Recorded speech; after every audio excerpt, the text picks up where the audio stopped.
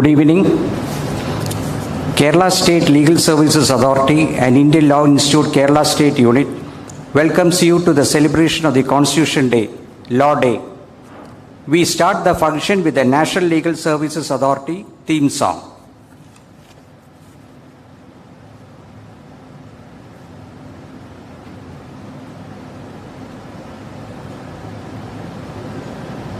National Legal Services Authority theme.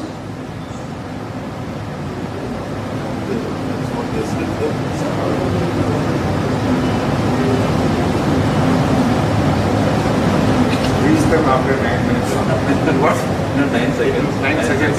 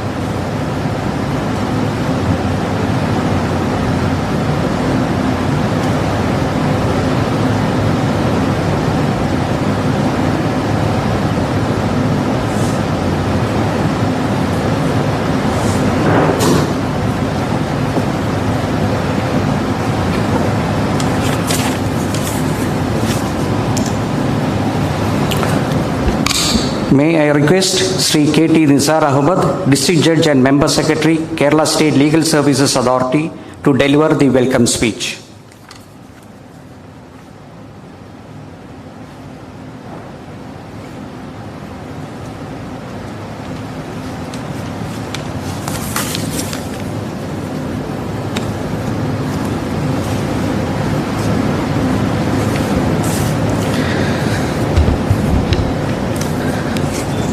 Respected Honorable Mr. Justice S. Manikumar, Chief Justice, High Court of Kerala, and Patron Chief Khelsa, Respected Honorable Mr. Justice C.T. Ravi Kumar, Judge, High Court of Kerala and Executive Chairman, KELSA. Respected Honorable Mr. Justice A.M. Shafiq, Judge, High Court of Kerala and Chairman, Indian Law Institute, Kerala State Unit. Respected Mr. C.P. Sudhakar Prasad, Advocate General. Respected Advocate Mr. V. Vijay Kumar, Assistant Solicitor General of India. Respected Advocate Mr. R. Lakshmi Narayan, President, High Court Advocates Association. Respected Advocate Mrs. S.K. Devi, President, Kerala Federation of Women Lawyers. Respected Advocate Mr. Unnikrishnan, Secretary, Indian Law Institute, Kerala State Unit. Respected Lordship, Anu Shivaraman, Registrar General Sophie Ma'am, Executive Council members of the Indian Law Institute, judges of the High Courts, judges of the subordinate judiciary, members of KELSA, advocates, mediators, paralegal volunteers, staff of High Court, staff of legal service institutions who are watching this program, ladies and gentlemen, a very good evening for one and all. Let me start by reading the preamble of our Constitution. We, the people of India, having solemnly resolved to constitute India into a sovereign, socialist, secular, democratic republic, and to secure to all its citizens justice, social, economic, and political, liberty of thought, expression, belief, faith, and worship, equality of status and of opportunity, and to promote among them all fraternity, assuring the dignity of the individual and the unity and integrity of the nation. In our Constituent Assembly, this 26th day of November 1949, do hereby adopt, enact, and give to ourselves this Constitution. As this last year, this program is arranged with the partnership of Indian Law Institute. As directed by NALSA, National Legal Services Authority, the legal services institution in the state had conducted a year-long program based on fundamental duties. All the DLSS and TLSs were engaged in awareness programs in online platform during this pandemic period. KELSA is striving hard with its limited resources to fulfill its constitutional obligations, that is, free legal aid, legal awareness, and Lok Adalat, even during this COVID-19 pandemic period. With these few words, let me enter into my duty. His Lordship Justice S. Manikumar, Chief Justice and Patron Chief KELSA, is always taking keen interest in the activities of KELSA. His Lordship always upholds the constitutional values by giving importance to the poor, downtrodden, and marginalized, and this is evident from His Lordship judicial orders.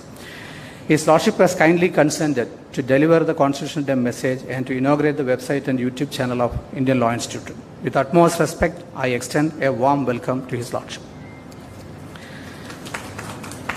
His Lordship Justice C.T. Ravi Kumar, Executive Chairman of KELSA, is presiding in this function. His Lordship is the guiding force of KELSA. His Lordship's novel ideas and concern for the poor and marginalized can be seen from the judicial orders and actions of His Lordship. As directed by His Lordship, we have provided reading materials to the COVID-19 treatment centers, FLTC, across the state. With utmost respect, I extend a warm welcome to His Lordship. His Lordship Justice A.M. Shafiq, the President of Indian Law Institute, Kerala State Unit, is delivering the keynote address. It was His Lordship's letter that led the Honorable High Court to take a suo motu OP on the basis of the letter sent by the students of a school at Mlamala, Vandiperiyar, Idukki. As directed by the then Executive Chairman Adalat and given a report. There, the Honorable High Court has directed the government to construct 2 bridges within 18 months on the request of the children of that school. I would like to inform Your Lordship that the work has already started and the temporary bridge has already been completed and opened to the public. With utmost respect, I extend a warm welcome to His Lordship. C.P. Sudhakar Prasad, Advocate General, is delivering the special address. He actively participating in the every programs of KELSA. I extend a warm welcome to you, sir. Advocate Mr. P. Vijay Kumar, Assistant Solicitor General of India. Advocate Sri Lakshmi Narayan, President Kerala High Court Advocates Association, and Advocate Mrs. S.K. Devi, President Kerala Federation of Women Lawyers, are felicitating this function. I extend a warm welcome to you all, sir. Advocate Unnikrishnan, the Secretary of Indian Law Institute State Unit, is anchoring this function and also delivering the vote of thanks. I extend a warm welcome to my friend Unnikrishnan. The Additional Advocate General is present here. I welcome. Registrar General Sophie Ma'am is here. I welcome Ma'am. Members, Executive Council members of the ILI are present here. I welcome you all. Honorable Judges of the High Court, the Registrars of the High Court, members of KELSA, the entire Judicial Office of the State, advocates, panel lawyers, mediators, paralegal volunteers, staff of the High Court and subordinate courts, and staff of legal service institutions are attending this program online. The Member Secretary of NALSA and Member Secretaries of SLSS of other states are also attending this function online. I extend a warm welcome to you all. Once again, I welcome you all to this function. Thank you. Jai Hind.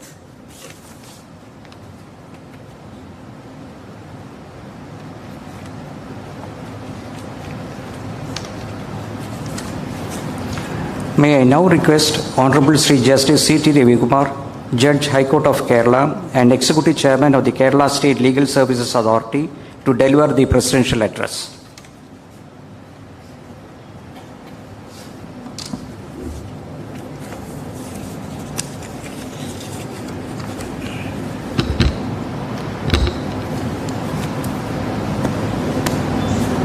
Good evening to all. We are celebrating a prestigious event in the history of India that took place about 71 years ago. The Indian Constitution was adopted by the Constitutional Assembly on 26th day of November 1949.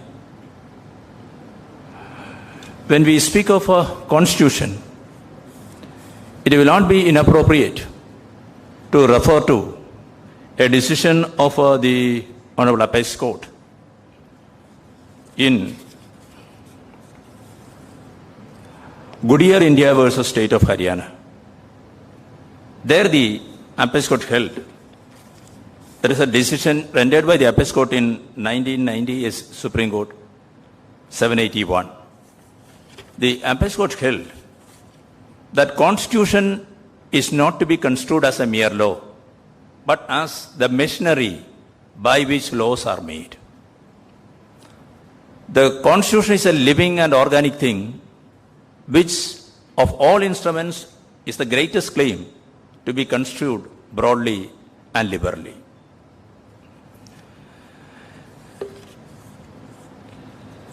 The Constitution, in its preamble, it declares that it has been given by the people to themselves. Then it will be a paradox if a citizen says that I do not know what exactly is my fundamental right, what exactly is my fundamental duty. I am speaking about the necessity to, rather the need to, educate on Constitution. When speaking about the same, that necessity, I think that it is only appropriate to borrow the expression of Sri Alladi Kuppuswamy, former Chief Justice of Andhra Pradesh. In one of the valuable contributions to Indian constitutional literature, namely the book Constitution, What It Means to the People, he observed, I quote, "The preamble to the Constitution emphasizes the fact that it is the work of the people of India, and Constitution loses all its meaning if it is not understood by the people. That is why I said it is high time to educate on Constitution. If you put a question to someone, what exactly is the basic structure of India, structure of the Constitution, you may not be getting the correct answer. If you are asking a question to someone, what are your fundamental rights? Same may be the situation. He may not be knowing. And then, what are your fundamental duties? No doubt, he may not be knowing that. It is high time for us to make an endeavor to educate, especially the children. And The legal services authorities, constituted under the Legal Services Authorities Act 1977, got an important role to play in this matter. Because it is the object of this enactment is to ensure that opportunities for securing justice is not denied to any citizen. And if someone is actually denied an opportunity, or rather justice, if he is ignorant about the constitutional provisions, how he could realize himself that I have been deprived of an opportunity or deprived of justice. So on this day, let us make an individual or take a pledge that the legal services authorities should make an endeavor to educate the citizens, especially the children, on Constitution, especially what is the preamble, the fundamental duties, the fundamental rights. Up to January 2020, 104 amendments have been made. Of course, the first one was in 1950, and the latest one, of course, you know that whereby the reservation of seats for scheduled castes and scheduled tribes, it has been extended in legislative assemblies and in Lok Sabha. Such amendments have been made invoking the power under Article 368. Then we know that if an amendment is made and if it violates or breaks the basic structure, it would be invalidated. There lies the question, the importance of the question, how will you realize that the basic structure is violated? Therefore, to know what is basic structure, what is our fundamental right, what is our fundamental duty, it is high time for us to make an endeavor to educate more particularly the citizens, more particularly the children. And I think that the Kerala Legal Services Authority would make such an endeavor. And that is my message on this occasion. Thank you. Thank you. Jai Hind.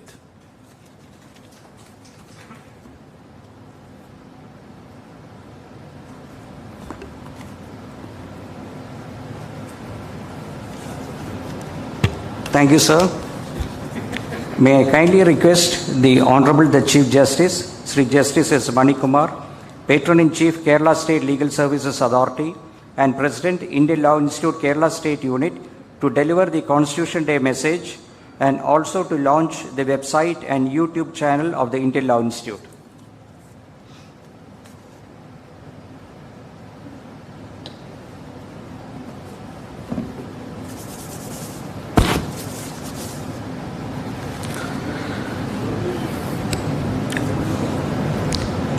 Brother Justice C.T. Ravi Kumar, Executive Chairman, Kerala State Legal Service Authority. Brother Justice Shafiq, Executive Chairman, Indian Law Institute. Sister Anu Sivaraman, Judge, High Court of Kerala. My esteemed brother and sister judges, Mr. C.P. Sudhakar Prasad, Learned Advocate General. Mr. Ranjit Thamban, Learned Additional Advocate General. Mr. P. Vijay Kumar, Learned Assistant Solicitor General of India. Mr. Lakshminarayanan, President of the Kerala High Court Advocates Association. Srimati S.K. Devi, President of the Kerala Federation of Women Lawyers. Learned Senior Advocates and Executive Committee members of the Kerala State Unit ILI. Mr. Unnikrishnan, Secretary, Indian Law Institute. Mr. Nizar Ahmad, Member Secretary, Kerala, KELSA. Learned judicial officers who are watching this program, Registrar General and other registrars of this court, learned lawyers, ladies and gentlemen, good evening to all of you. We celebrate the Constitution Day on 26th November every year to commemorate the adoption of the Constitution of India on the very same day in 1949 by the Constituent Assembly of India. We all know that the Constitution has come into effect on 26 January 1950. On the occasion of the 30th anniversary of this momentous event, in 1979, the Honorable Supreme Court began to observe this day as the National Law Day. In 2015, in connection with the 125th birth anniversary of Dr. B.R. Ambedkar, the chief architect of the Constitution, the Government of India decided to celebrate the day as Constitutional Day as a fitting tribute to Dr. Ambedkar, who, as the chairman of the drafting committee of the Constituent Assembly, had shaped the supreme document for India.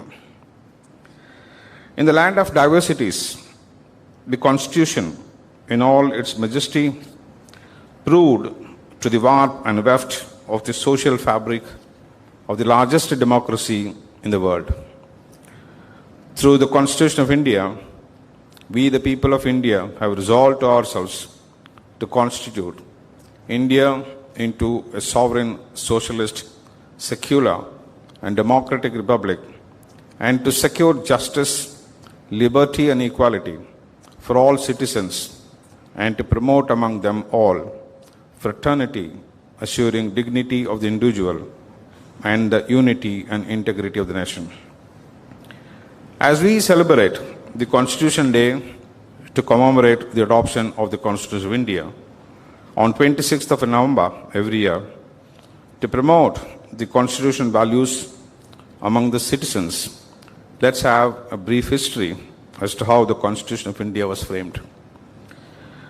The first meeting of the Constituent Assembly was held on 9th December 1946, and 13 committees for framing the Constitution, including a drafting committee under the chairmanship of Dr. B.R. Ambedkar, were set up, and it took nearly 2 years to adopt the Constitution.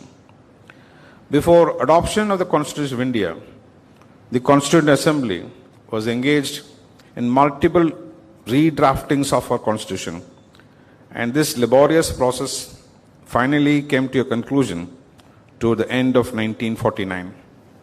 200 dedicated members of different castes, creed, and religion, representing various regions of the country, sat over 144 days, spread over a period of 3 years, and deliberated the issues in detail. Thus, Constitution of India was drafted by taking into account historical perspective, geographical diversity, cultural, religion, and traditional characteristics of India. Our Constitution has the ideals of liberty, equality, and fraternity as adopted by the French Constitution. The concept of fundamental rights and fundamental duties and 5-year plans as envisaged in the Constitution of USSR. The concept of procedure established by law from the Constitution of Japan, and the idea of suspension of fundamental rights during the emergency rule from the Weimar Constitution of Germany.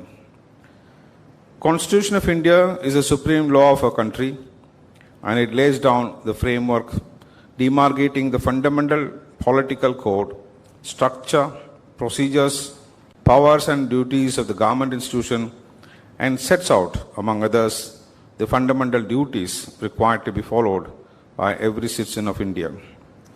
While the Constitution of India prescribed the fundamental obligation of the states to its citizens, the fundamental duties of the citizens, which are envisaged under Article 51A, or the codification of the task of integral way of life of every citizen. The preamble of the Constitution of India is inspired by the preamble of the Constitution of the United States, which also commences with the words, "We, the people." The fundamental rights as enshrined in Article 12 to 35 in Chapter 3 of the Constitution of India provide safeguarding the liberty and dignity of a citizen. Pandit Jawaharlal Nehru described the same as the conscience of the Constitution. Fundamental rights in Part 3 are the means and the directive principles in Part 4 are the essential ends in a welfare state. The touchstone of the supreme law is that the people of India are the ultimate custodians of the Constitution of India. Constitution of India empowers the citizens of India and casts a duty on them to protect and preserve the same by strict adherence. Though there were 104 amendments to the Constitution of India, the greatness of our Constitution of India is that the basic structure remains the same. The Supreme Court of India and the high courts all over the country have time and again have played a vital role in ensuring that the fundamental rights are guaranteed to each and every citizen of India, and also in giving beneficial interpretation to protect the law, the life and liberty of the individuals through their innumerable judgments. On this day, let us envision India as a welfare state, upholding the constitutional values, safeguarding the fundamental rights of the citizens, and the citizens also discharge their obligations to the state in right perspective. Let our nation bloom to be a developed state in the near future with a cherished goal of a welfare state, fulfilling the dreams of our framers of our Constitution. The chairman and principal architect of the Constitution of India said, I quote, "Constitution is not a lawyer's document. It is a vehicle of life, and its spirit is always the spirit of age." While remembering our framers of the Constitution of India on this day, we shall resolve to uphold the constitutional principles and values and deeds to secure justice, liberty, equality for all citizens, and to promote among them all fraternity, assuring the dignity of the individual and unity and integrity of the nation. I must express my sincere thanks to Brother Justice C.T. Ravikumar, Executive Chairman, Kerala State Legal Service Authority, and Brother Justice A.M. Shafiq, Executive Chairman, Indian Law Institute, to have given me this opportunity to address on this very memorable day in our life, because all of us at some point of time have taken a constitutional oath while at the time of our enrollment and also as a judge. I'm also happy to note that the Legal Services Authority has taken up several programs as regards the awareness so far as fundamental duties are concerned. In lighter vein, I can only say, Brother Justice C.T. Ravikumar remarked that go and ask a citizen, this is only in lighter vein, I must take it, you should not take it in heart, is that go and ask a citizen as whether he knows what is basic structure of the Constitution. I put it across to my own fellow men as to whether this will be a difficult question to answer. Am I right, sir? Yes. We all talk about our fundamental rights. Kerala, when I came here, I found that the litigation is on the higher side because of the awareness of the rights. But as he rightly put it, that are they aware of the duties? Exclusively, I think with reference to the constitutional duties, I can't say any other duty. If you see Article 51A, I would request the Legal Service Authority to take it forward. And with reference to Article 51A, what the Constitution says about our fundamental duties. It may not be very elaborately explained, unlike in fundamental rights, but all what are our legal obligations, our moral obligations, so far as the Constitution and the duties to be discharged in achieving our constitutional goal, which is more elaborate or is stated in the preamble portion of it, justice. I always said that why the Constitution has used the word justice first. We resolved ourselves to have so and so and so, but justice is the first word which is used. Therefore, justice was not there in respect of so many areas. It's not there in social area, and it's not there in economic area, and that is why the Constitution thought it fit, the framers thought it fit, that we must try to achieve justice in respect of all these areas.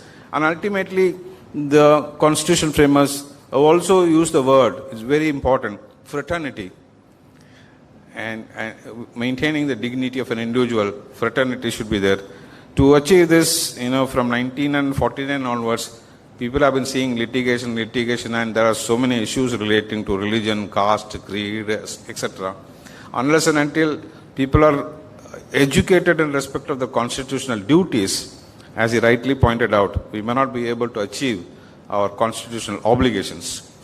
That is, whatever resolution we have done on 26th November, and we are yet to achieve this.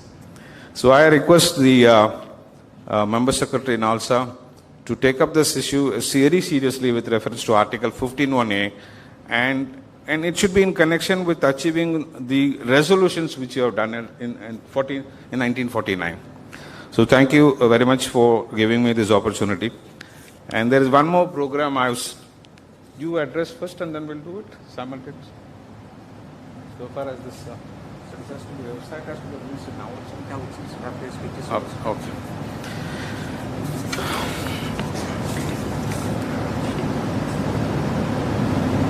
With the prime objective of cultivating and promoting the science of law and to contribute in reforming the administration of justice substantially, the Indian Law Institute was founded in 1956 in order to meet the socio-economic aspirations and the needs of the people through law and its instrumentalities.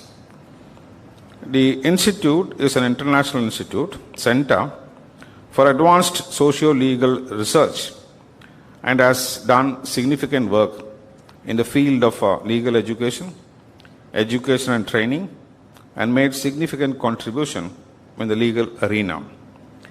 Adding feather to the cap, the Law Institute has been granted deemed university status in 2004 by the Government of India. With the broad objectives of systematization of law, promotion of legal education, and other allied works, the Institute undertakes publication of studies, treatises, books, periodicals, reports, and other literature relating to law and allied fields, and also undertakes documentation of important legal and allied materials. While celebrating the Constitutional Day, I am extremely glad that the Kerala State Unit of the Indian Law Institute has created a website for giving information about the objectives and functioning of the Indian Law Institute. The website would reflect the functioning of the Indian Law Institute. I sincerely thank the efforts of the Kerala ILI unit to bring it to the public domain of all the information relating to the objectives and the functioning of the Indian Institute and take it forward. Today, a YouTube channel is also being launched, facilitating access to the public for viewing various programs of the Indian Law Institute. As President of the Indian Law Institute, I have immense pleasure in launching the website and YouTube channel of the Indian Law Institute Kerala unit. I sincerely thank Justice Shafiq, Secretary of the Indian Law Institute, senior advocates and members of the Kerala State ILI unit for bringing out a website for the benefit of the lawyers, and lawyers, students, and the general public. Thank you.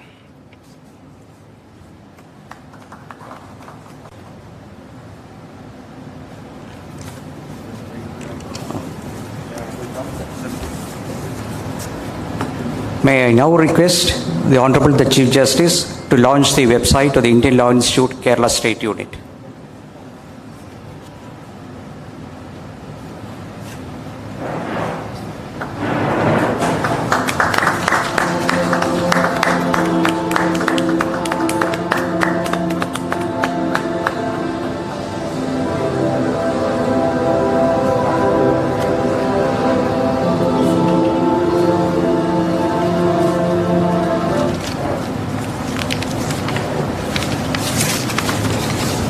Thank you, sir. Now, with the permission of the President, there is a slight deviation from the printed program. We are honoring an Indian record holder. Kumari Reshma Ramachandran learned the rudiments of engraving on lead pencils from the social media, and within 3 months of laborious hard work, she now has an Indian record of her own. Her name is now entered in the Indian Book of Records. Reshma Ramachandran has carved the preamble of the Constitution of India in 18 lead pencils. She took 6 hours to finish the engraving process. Reshma, who stays in Tripura, is a postgraduate degree holder in mathematics. This achievement of hers was reported in almost all the daily newspapers. While we are celebrating the Law Day, Kerala State Legal Services Authority and Indian Law Institute are very proud to honor Reshma Ramachandran.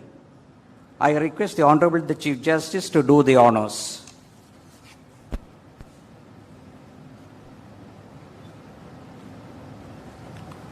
It's a wonderful thought of the Indian Law Institute to honor a person, though who's a mathematician, has conceived the preamble of the Constitution in her mind and had taken pains to engrave the same in pencil. That's really a good work, and Institute has rightly taken the initiative to appreciate her. I can only say on this day, though people of Kerala and as well as the High Court is very proud to have a maths student engraving Constitution on pencil, and by this time it must have been engraved in her mind also. And I wish that you should not stop with the Indian award. I wish on behalf of the High Court that your work should be recognized in the Guinness record as well. Thank you.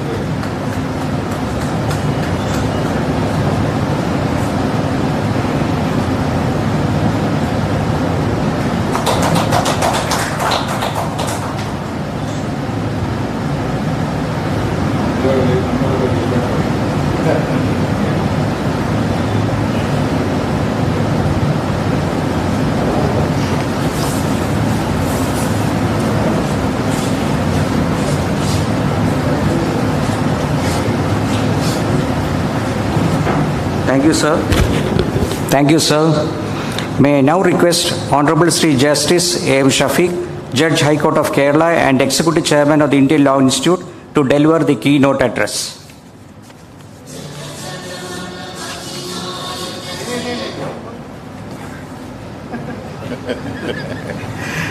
He is in a hurry, it seems.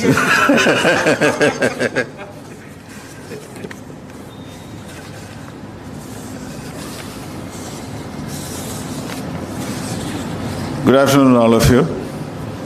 Respected Chief Justice Shri S. Manikumar, esteemed brother Justice C.T. Ravi Kumar, Sister Anu Shivaraman, other honorable judges who are watching this program, the Advocate General Sri C.P. Sudhakar Prasad, Additional Advocate General Sri Ranjit Tamban, Sri Vijay Kumar, Additional Assistant Solicitor General of India, Sri Lakshmi Narayanan, President Kerala High Court Advocates Association, Srimati S.K. Devi, President Kerala Federation of Women Lawyers, Senior Advocates, Lawyers, who are members of our Executive Council, Registrar of the High Court, other judges and other dignitaries who are watching this program, ladies and gentlemen.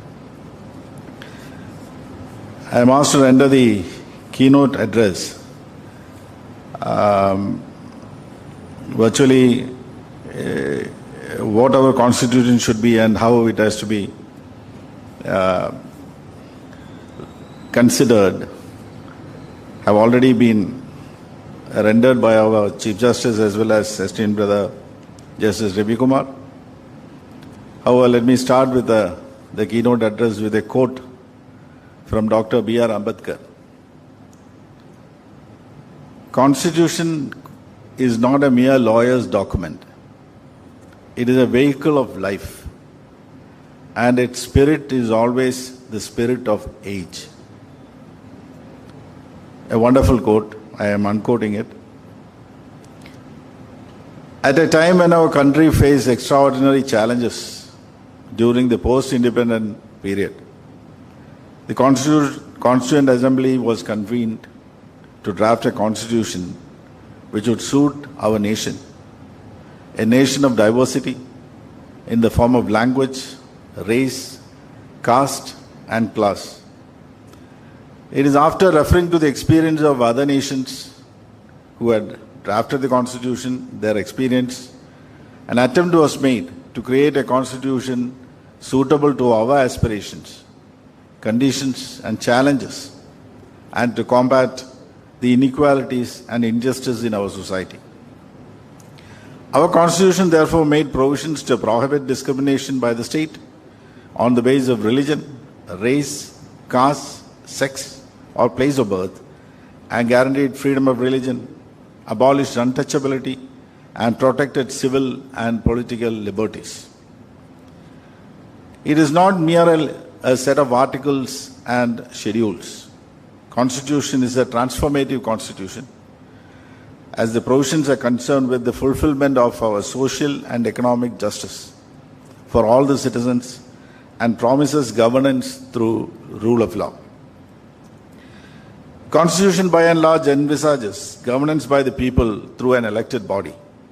The three arms of governance, legislature, executive, and the judiciary, will have to work within their constitutional framework, keeping in mind the doctrine of separation of powers, and ensure to the citizens that the promises and guarantees of the Constitution are reflected in practice. Judiciary, like other arms of the governance, has to ensure to the citizens that they are not deprived of their civil and constitutional rights. Our courts, through its judgments on various constitutional issues, have constantly tried to make our nation more responsive and more democratic. Constitution is the backbone of the society, and the changing world, the Constitution has to show more dynamism, of course keeping in mind the basic structure doctrine. I'll just quote a paragraph in Puttasami's case rendered by in a separate judgment of Justice Chalameshwar. Quote, "The Constitution of any country reflects the aspirations and goals of the people of that country, voiced through the language of the few chosen individuals entrusted with the responsibility of framing its constitution. Such aspirations and goals depend upon the history of that society. History invariably is a product of various forces emanating from religious, economic, and political events. However, various forces which go into the making of history are dynamic. Those who are entrusted with the responsibility of the working of the Constitution must necessarily keep track of the dynamics of such forces." Unquote. All of us will have to dedicate ourselves to ensure compliance of the constitutional mandate and protection of marginalized members of the society. This is not a day to remember the framers of the Constitution alone. This day we remember with pride the wonderful men and women who led the freedom struggle for us, sacrificed their lives. This day we salute those men and women who fought for upholding the dignity of the citizens of this country. This day we remember those eminent jurists and judges who interpreted the constitutional scheme and upheld the fundamental principles enunciated, especially the basic structure doctrine. This day we remember those men and women who advocate for the upliftment of the marginalized section of the society. This day we remember those men and women who raised their voices for upholding the fundamental rights of citizens, and those men and women who put their life at stake to uphold the constitutional principles and values. We all know that presently we are living in a changing world. A pandemic has struck and the world, and still we are waiting for a cure. We also have devised various methods for filing cases and also for hearing the matters through virtual mode. And slowly we are adapting to such a situation. So just like the change that is emanating in the world on account of various uncertainties, our Constitution permits sufficient dynamism to keep up with the ever-changing world and may call for change of ideas for the benefit of citizens.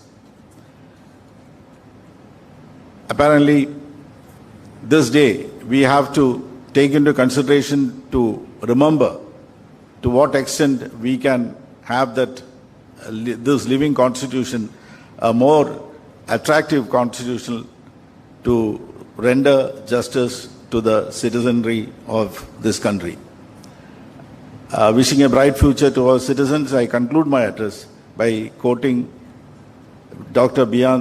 Ambedkar once again. He said, "So long as you do not achieve social liberty, whatever freedom is provided by the law is no avail to you." Unquote. Today we have also, the Chief Justice had already inaugurated a website of Indian Law Institute. Indian Law Institute, last year you all know we have done several programs, but on account of this pandemic, we are unable to have sufficient programs, but still we are trying to improve on a situation taking into account the present situation. This launching of the website and also having a YouTube channel are all matters or which we are, is only a step forward to achieving our targets. We thank, I especially thank our secretary and other executive council members of this ILI for having participated in this program and also to have rendered sufficient assistance for development of this website and YouTube channel. We also, I may also thank the technical project manager of IT section High Court, Sri Ishaq KV, and also the software technical lead IT section High Court, Srimati Subhaji Krishnan, to have rendered sufficient assistance to us to enable us to launch this website today. Thanking you all. Jai Hind.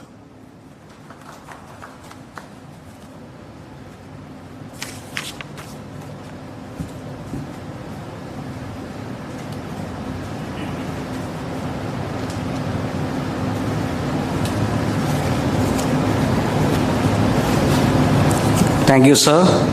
May I now call upon Sri C.P. Sudhakara Prasad, Advocate General of Kerala, to deliver the special address on this occasion.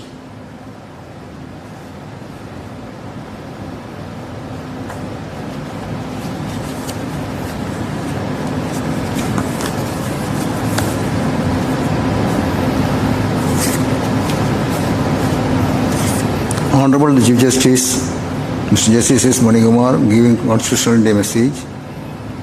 Honorable Justice C.T. Kumar, present at this meeting. Honorable Mr. A.M. Shafiq, delivering the keynote address. Honorable Srimati Anu Shivaraman, Mr. Ranjit Amban, Additional Director General, Mr. P. Vijay Assistant Solicitor of India, Mr. Ashmi Narayanan, President Kerala High Court Advocate Association, Srimati S.K. Devi, President Kerala Federation of Women Lawyers, Registrar General and other registrars, advocate friends, Mr. K.C. Nisar Ahmad, District Judge and Member Secretary, Mr. Unnikrishnan, Secretary, Indian Law Institute, other dignitaries and ladies and gentlemen participate in the function. It was in the last lectures of the 19th century. India's freedom was still in a distant dream. That first attempts were made to frame Constitution for the independent India. Historians have recorded that Constitution of India Bill, containing 11 articles in it, was the first constitutional document that was visualized and attempted for the country. Even though information as to who authored the document was not known,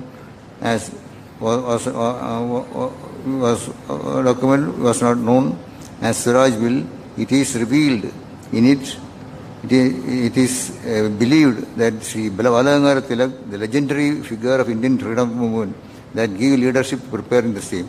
The Swaraj Bill, prepared after thorough and study of the then known constitutions of other countries, including that of the United States of America and Brazil, contained provisions for protecting the individual and political rights of other citizens, as also guaranteeing to them freedom of expression, freedom of conscience, freedom to profess and practice religion, freedom of worship, equal justice, right of franchise, and protection from illegal prosecutions and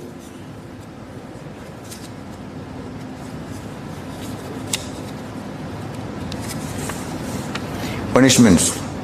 The fact that such provisions were included in Swaraj Bill at a time when there was not even a remote possibility of bringing forth such a document, since country was still under British rule, points to the profound and creative way of thinking of the then political leaders of the country. This is now part of history. Freedom struggle moved on, passing through different stages until it was in the British Parliament passed the Indian Independence Act 1947, giving independence to India. The Constitutional Assembly framed thereafter and enacted the Indian Constitution and adopted the same on 26 November 1949. In his memorable speech delivered in the Constitutional Assembly on 14 August 1947, passionately referring to the twist of destiny in India made long years back, Jawaharlal Nehru visualized the dawn when the soul of the nation, long suppressed, finds utterance. It was about 2 years and 3 months thereafter that on 26 November 1949, we the people of India in our Constituent Assembly adopted and enacted and gave to ourselves a Constitution. In the preamble of the Constitution declares the vibrant values of cherished ideas visualized by the people of India, namely constituting India into a sovereign, socialist, secular, democratic republic, securing to all its citizens justice, liberty, equality, fraternity, as envisaged thereunder. About 3 decades after such adoption of the Constitution by the Constituent Assembly, it was decided the Supreme Court Bar Association to celebrate 26 November every year as National Law Day to commemorate the adoption of the Constitution. However, the day was later declared as Constitution Day by the Government of India by a Gazette notification issued November 19, 2015. Since then, the Law Day was being celebrated in this country as Constitution Day.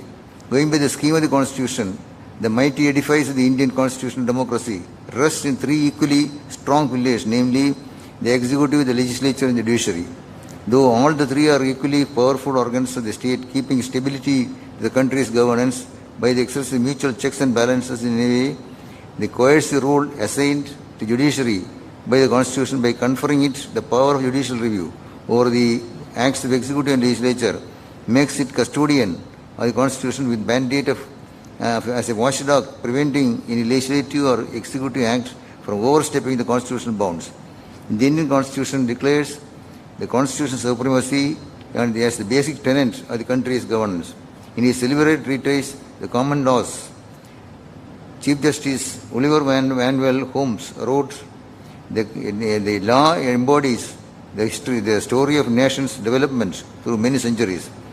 It is particularly so in the Constitution of India, the supreme legal document and the fundamental political code of this country, in which in his legendary speech considered to be the marvel of oratory made in the eve of independence, Jawaharlal Nehru said, at the dawn of history of India started on her unending quest, and trackless centuries are filled with her striving and grandeur of her success and failures.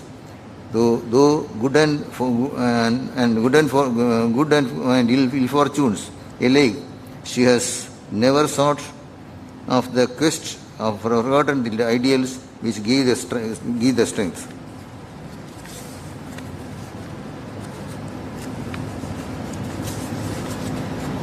The two cardinal principles that form the basic of Indian Constitution are among others the rule of law and the independence judiciary. These have their roots and magnificent ideals. With the words of Nehru, India has never lost sight or forgotten. Fully comprehending the phenomenal quality of the sublime ideal Supreme Court of India had acted for the past about 7 decades, upholding the constitutional values and principles, coping with the incremental and exponential challenges over the national life. In the case of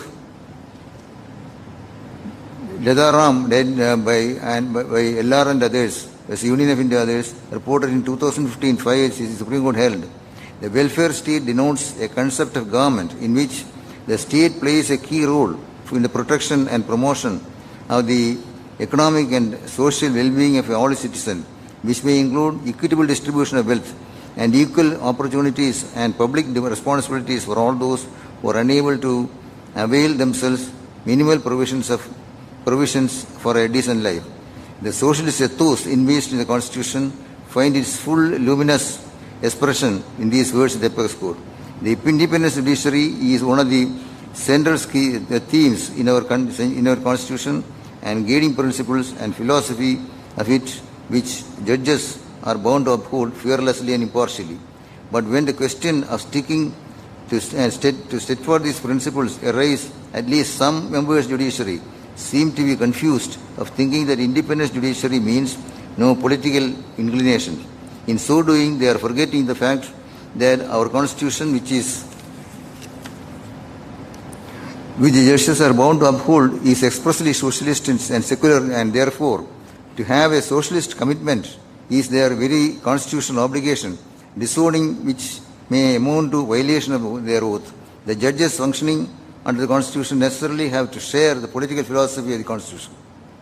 During the several decades of the later half of the 20th century and the short span of 21st century that has now elapsed, radical changes and developments have taken place both within and without the country, with their tremendous impacts on the social life of this nation. Now we live at a turning point in the human history. From beyond the nation's economic and technical forces all over the globe are compelling the word towards integration. It is a measure of maturity of our democracy that notwithstanding our economic difficulties, we are able to cope with these situations. As that valiant fighter of constitutional values, the late Justice Schneer wrote, "The right to development is itself a human right to secure the dignity of the individual, to ensure environmental preservation, to guarantee that governance is not arbitrary, and to make the rule of law from an individual to the community angle to real reflections of the parameters of the Constitution. The new outlooks and perspectives in the fields of human life, ecology and environment, gender justice, juvenile rights, etc. have projected important and varying problems in national life, giving birth to new and hitherto unknown legal issues and situations. The constitution courts of this country have arisen to the occasion, devising and molding answers to the solutions to them. resorting to the methods of pursuing purposive interpretation of the provisions of the Constitution. Referring to the landmark judgment delivered in the Supreme Court in the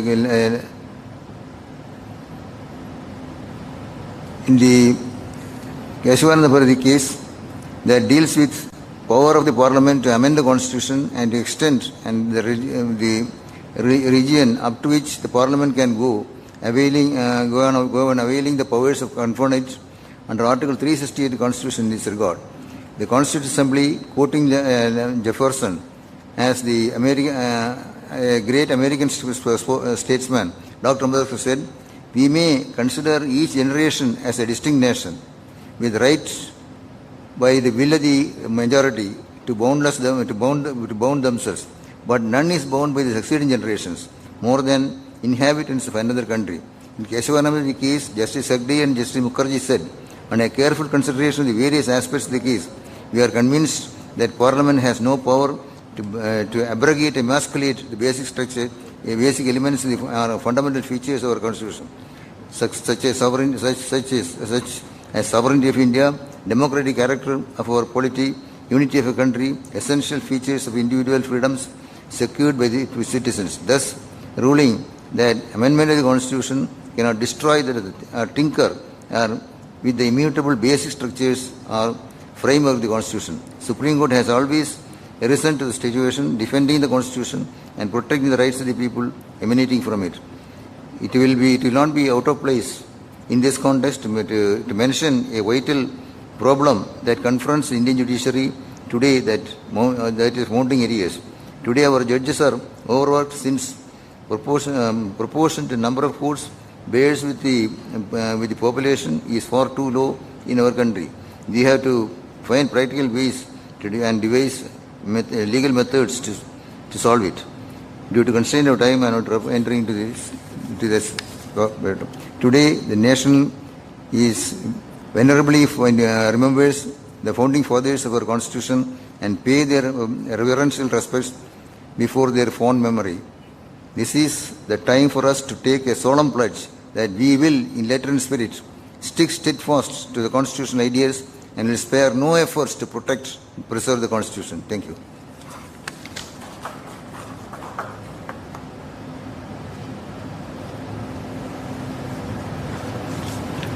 Thank you, sir. May I now request Sri P. Vijay Kumar, Assistant Solicitor General of India, High Court of Kerala, to deliver the felicitation speech.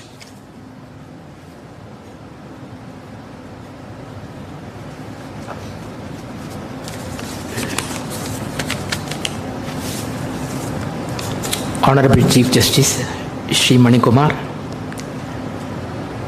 Honorable Justice Shri Ravi Kumar, Honorable Justice Shri Shafiq, Honorable Justice Srimati Anu Shivaraman, Respected Advocate General Shri C.P. Sudhagar Prasad, Respected Sister Advocate Srimati Devi, Dear Shri Lakshmi Narayan, Dear Shri Unni Krishnan and Shri Nisar Anwar, Member Secretary. Namaskaram. This is a memorable day when we are celebrating the 71st birthday of our Constitution, which was formalized on 26/11/1949. The process of delivery of Constitution itself had been legendary, with involvement of great legal luminaries and patriotic social activists under the teamwork of great Dr. B.R. Ambedkar, to prepare a constitution reflecting the great values cherished by our ancient nation and the great aspirations of independent India. Our nation, which is one of the oldest nations of the world, can claim a great heritage and tradition. Though the Constitution was drafted substantially in the lines of Western and federal democratic sector, the great national values of tolerance and acceptance of different faiths, respect to dignity of humanity and human values, and the concept of unity in diversity had been ingrained in the Constitution to suit the advancement of free India with values in individual and social spheres of life. The keynote address and special addresses rendered by the dignitaries had referred to the salient features of our Constitution and on the need of the hour, which are not exhaustive.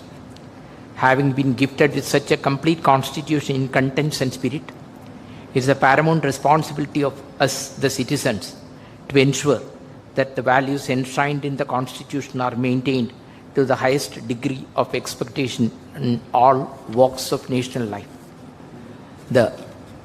In spite of being in the midst of many uninspiring developments we find around in social and political life, the pillar of judiciary remains a credible institution, promising to ensure the smooth working of the Constitution. So we should be proud to be part of this great institution of judiciary. Above all, let us remain proud to be the citizens of this great nation and the children of Mother India, that is Bharat. I remain thankful for extending this occasion to address this August session on this momentous day with these few words of felicitation. I may be permitted to wind up. Namaskaram.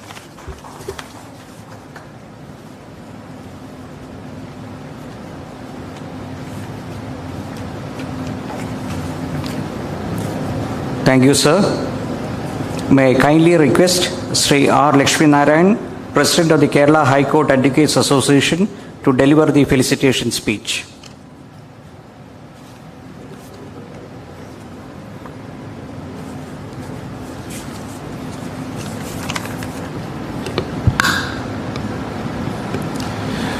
My Lord, the Honorable Chief Justice S. Manikumar, Honorable Justice C.T. Ravikumar, Honorable Justice Sri A.M. Shafiq, Honorable Justice Anush Shivaraman, other honorable judges watching this program online, respected Advocate General C.P. Sudhakara Prasad, Assistant Solicitor General P. Vijay Kumar, Srimati S.K. Devi, President of the Federation of Women Lawyers, respected District Judge Sri K.T.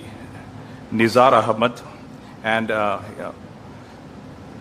his Member Secretary Kelsa, my dear friend Advocate G. Unnikrishnan, Secretary Indian Law Institute, Kerala State Unit, respected Additional Advocate General Ranjit Tamban, respected Registrar General Srimati Sophie Thomas, other respected registrars, respected Senior Advocate, my lawyer friends, and ladies, gentlemen, and other dignitaries watching this online.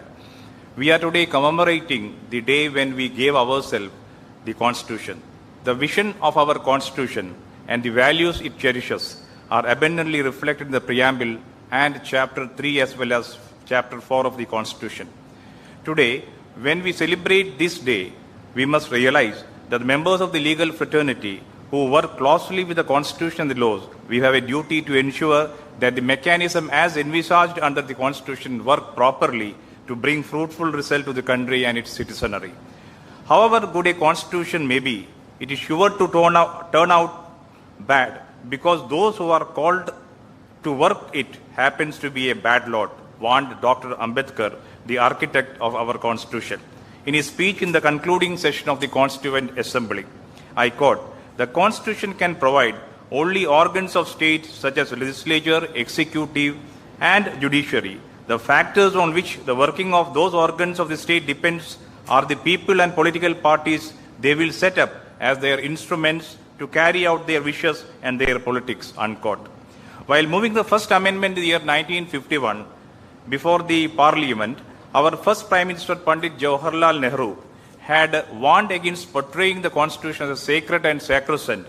According to him, though the Constitution must not be made a plaything of some fickle thought or fickle fortune, but a Constitution to be living must be a growing, must be adaptable, must be flexible, must be changeable.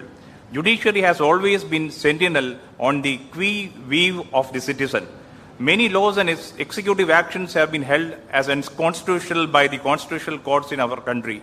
It is important for the executive and the legislature to remember that they are equally bound by the Constitution and should not make laws that take away the precious right it has given to the people. They ought to remember that the provisions of the Constitution about the fundamental rights are nothing but the obligation on their part to act fairly, impartially, and justly towards the people. Finally, we must remember that what prevails is constitutional supremacy, and all organs created by the Constitution should work within the realms of power conferred on them by the Constitution. Survival and success of constitutionalism largely depend upon the realization that constitutional morality is no less essential than constitutional legality. By celebrating the Constitution Day, let us hope that our pursuit of fulfilling the vision of the makers of the Constitution and the constitutional values through a democratic polity foster. I, on behalf of the Kerala High Court Advocate Association, wish every success to the Indian Law Institute website and YouTube launched today by my Lord the Chief Justice, as well as the other programs and activities of KELSA, as well as the Indian Law Institute Kerala State, including those in connection with the Constitution Day. Thank you. Jai Hind.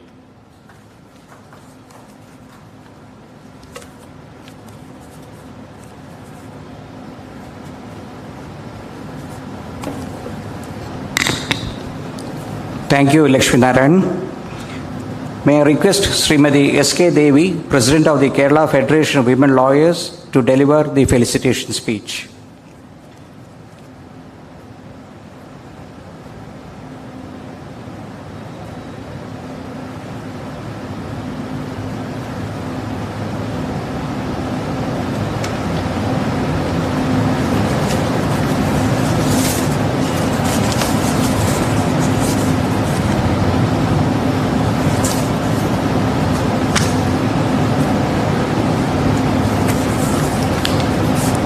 Honorable Chief Justice, Mr. S. Manikumar, Honorable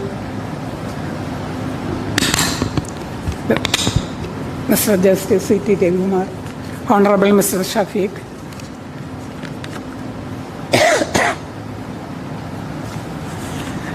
Learned Advocate General C.P. Sudhakara Prasad,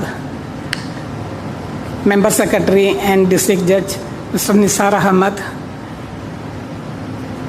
Honorable Judge Srimati Anu Shivaraman, additionally Mr. Ranjit Tamban, Additional Solicitor General Mr. Vijay Kumar, Association President Mr. Lakshmi Narayanan, Mr. Unni Krishnan, and all other dignitaries before me, especially Reshma Ramendran, and all those who are watching this on the Zoom.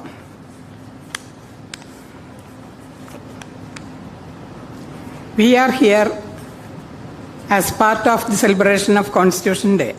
On 26th November 1949, Constituent Assembly of India formally adopted the Constitution of India. However, it was partial adoption.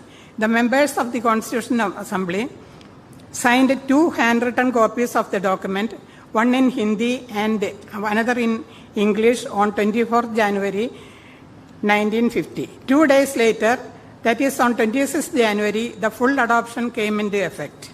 January 26th was chosen because Purna Swaraj resolution of Indian National Congress was declared on that day in 1930. The handwritten copies of the Indian Constitution are kept in special helium-filled cases in the Library of Parliament of India. Indian Constitution is absorbed best from a number of sources like previous legislation, and as our Chief Justice told here, as from the other constitutions of other countries. In 2015 was the 125th birth anniversary of Dr. B.R. Ambedkar, the chairman of the drafting committee. The Constituent Assembly. The Government of India decided to celebrate the year in a big way.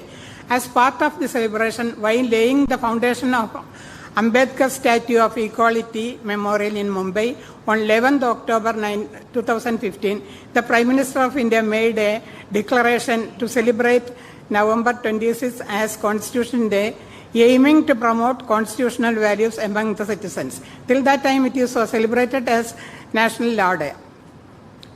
To make awareness of the Constitution, government adopted various methods. For the students, the Department of Higher Education requested various universities to arrange mock parliamentary debates in all the colleges to read the preamble of the Constitution in schools. The Ministry of External Affairs directed the embassies to translate the Constitution in local language of that nation and distribute it to various academies, libraries, and faculties of Indiology. In spite of various efforts are taken by government and other institutions, the aim could not be fully achieved till today.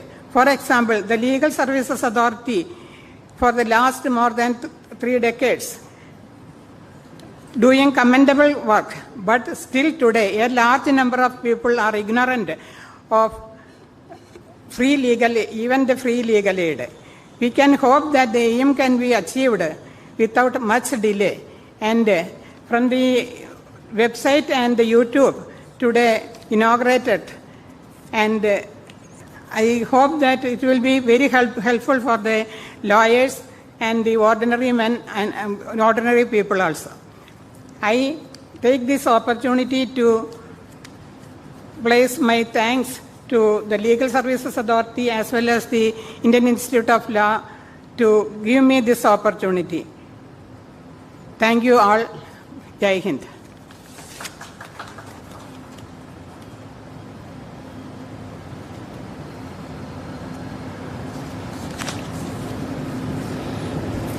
Thank you, madam.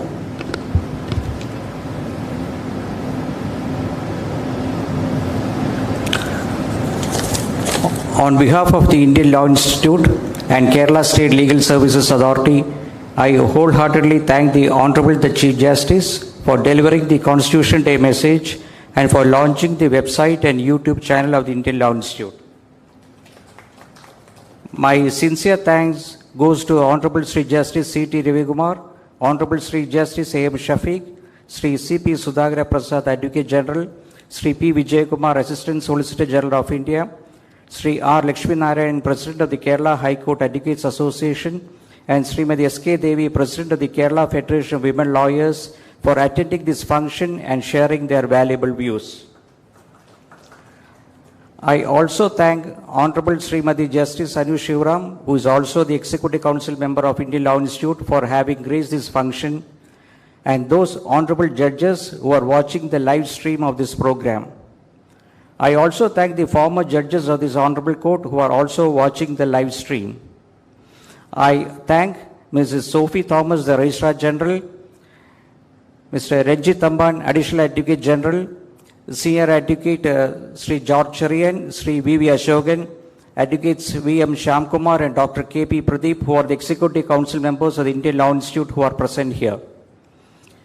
I wholeheartedly thank the respected members of the Kerala Judiciary, the respected senior advocates and other respected lawyers of the legal fraternity, the law officers of the state, the respected members of the Legal Services Authority in the state and outside the state, the members of the High Court staff, the members of the Clerks Association, the law students of various universities and colleges, and all other persons who are watching the live streaming of this function.